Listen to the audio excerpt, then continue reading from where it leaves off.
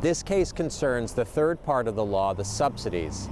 And the challengers to the law say that the subsidies are available only to people who live in states where the states themselves created the healthcare marketplaces or exchanges where they can obtain health insurance.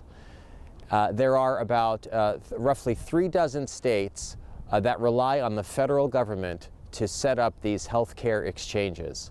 And the challengers to the law say that the law explicitly denies tax credits to people who live in states where the states rely on the federal government.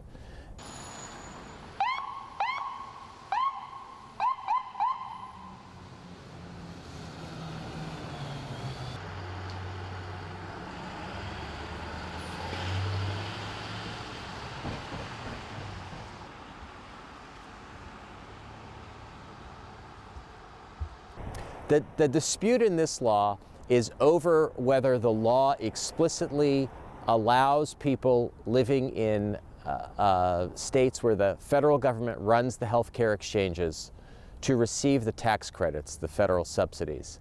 The challengers say that the law makes clear that only people living in states that have their own exchanges can receive those tax credits. And there are only by some counts 13, by other counts 16 states, plus the District of Columbia, that have those exchanges that they themselves set up. The Obama administration, joined by roughly 24 states and health insurers, say that the law, they say the law is clear, but they say the law clearly allows consumers everywhere in the country to receive tax credits.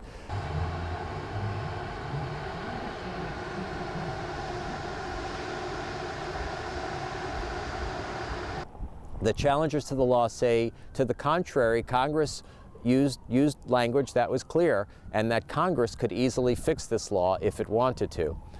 Now, this is not a constitutional case. This is a case about interpreting the healthcare law, the words of the healthcare law. And both sides agree that, in theory, Congress could go back and make a rather simple change to the law, but they also say that that's unlikely to happen, in part because the House of Representatives has already voted dozens of times to repeal Obamacare in its entirety.